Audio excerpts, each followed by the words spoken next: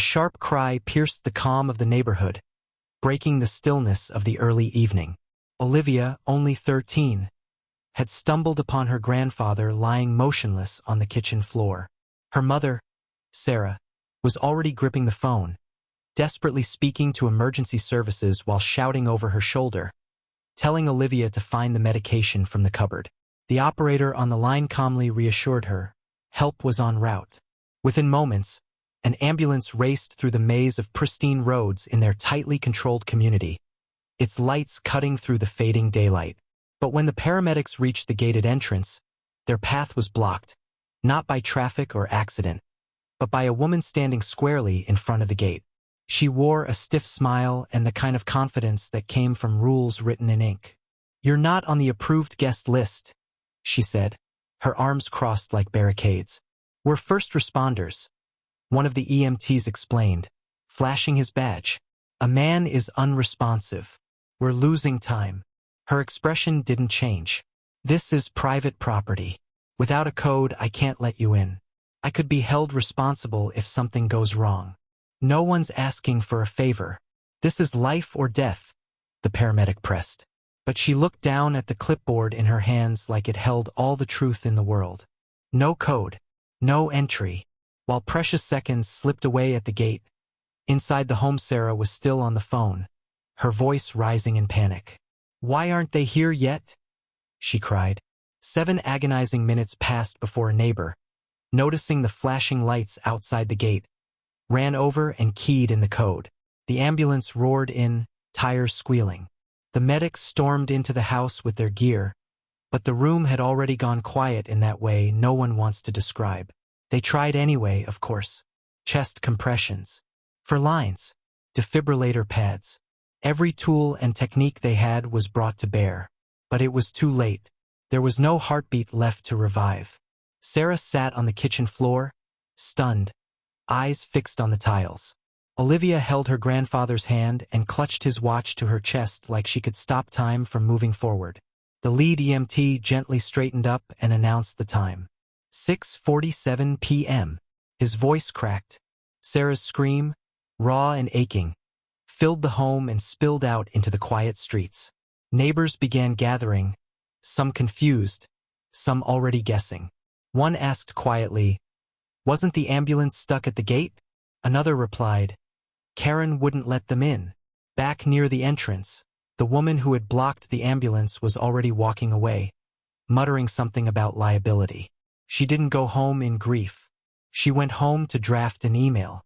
The subject line was dry and procedural. Emergency entry clarification needed. She explained that the paramedics had bypassed proper protocol, insisted she was only upholding community policy, and warned that such actions put the neighborhood at risk. She didn't mention the man who had died. Not once. By the next morning, the story had spread across the neighborhood. Sarah, hollow but resolute, posted a message in the local online group. It wasn't angry, it was painful. "My father passed away yesterday. The ambulance was delayed at the gate. A resident refused to let them in. He died before help could reach us. I'm not writing this for drama. I'm writing it so no one else goes through this." The response was overwhelming. Hundreds of messages poured in, some trying to defend procedure, most expressing horror and sympathy. Someone even dug up the HOA handbook and highlighted the clause that gave emergency responders full right of entry. Karen, it turned out, had overstepped. By afternoon, a quiet vigil had taken shape outside Sarah's home. Candles, flowers, handwritten notes. The community came together in sorrow, offering support and apologies. But grief didn't erase the fact that he might have lived. Sarah didn't bother responding to the email Karen sent later that night. Cold, impersonal, full of deflection. She simply opened her phone, scrolled to a saved contact, and tapped her lawyer's number. She wasn't hoping for change. She was going to fight for it. Karen thought it would all pass. Just another complaint, another online squabble like the noise about garden gnomes or holiday lights.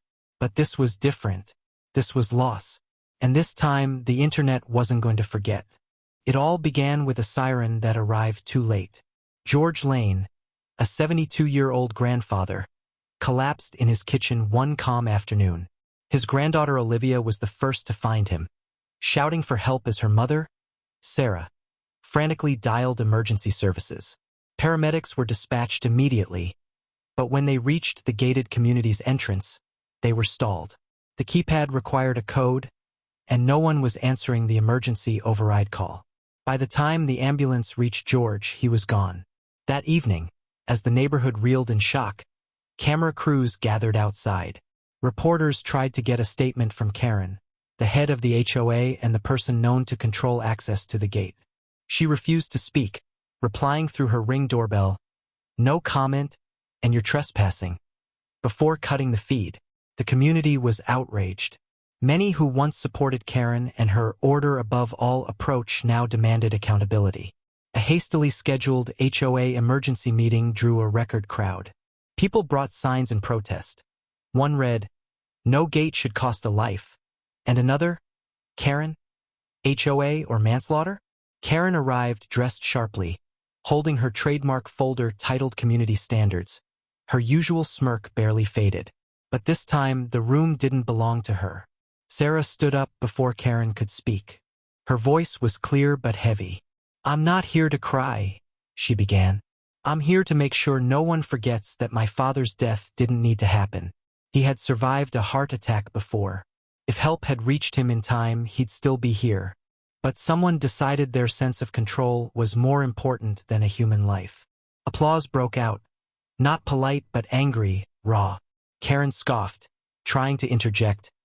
"Let's not turn this into a witch hunt. We have rules for a reason." A man from the back of the room stood and cut her off. "You're not law enforcement. You're not a hero. You're just a woman with a remote and a power trip." The board quickly voted to suspend Karen pending a formal investigation. But for many in that room, suspension wasn't enough. By the next morning, a petition demanding her permanent removal had gone viral, reaching over 40,000 signatures. The press began referring to the scandal as Gategate. Memes exploded online. One read, "She wants you to die with dignity, just enter the code first." Karen went quiet, hoping silence would protect her, but it only fueled more anger, especially when Sarah's legal team announced a $3 million wrongful death suit. Karen arrived at court wearing a beige pantsuit and a sour expression that seemed more annoyed than apologetic. She brought 2 folders, one marked incident notes, the other, ironically, legal protection. Her attorney was flustered and visibly unprepared. Sarah, in contrast, wore simple black and walked in holding Olivia's hand. Their lawyer exuded quiet confidence. The trial moved quickly. HOA rules were clear. Emergency vehicles must be granted instant access. Karen had no authority to block them. Witness after witness detailed her long-standing habit of over-enforcing rules. One board member even admitted Karen had refused to install an emergency override system, calling it an invitation to chaos. When a paramedic testified, the room held its breath. "I told her a man was dying," he said. "She told me, people say that all the time to skip protocol." Karen's lawyer objected, but the judge waved it off. 2 days later, the verdict was delivered. Karen was found responsible for George's wrongful death. Damages were set at $2.7 million. The HOA, now desperate to distance itself, refused to cover any of her legal costs. She was stripped of her position and forced to sell her home to pay the judgment. The house sold quietly. No neighbors came to say goodbye. One person passed her in the driveway, saw her loading her car, and said only one word, "Gatekeeper." She winced but didn't respond. Sarah used part of the settlement to fund emergency gate overrides throughout the county. Each entrance now bears a small plaque, "In memory of George Lane, a life that should have been saved." At the dedication, Olivia held her grandfather's old wristwatch and spoke softly. "I just hope people remember rules should never matter more than people, especially not to the ones enforcing them." The crowd clapped gently, not in celebration, but in solemn agreement. And somewhere far away, in a condo without a gated entrance, Karen sat alone, still sure she had done the right thing. But no one was listening anymore.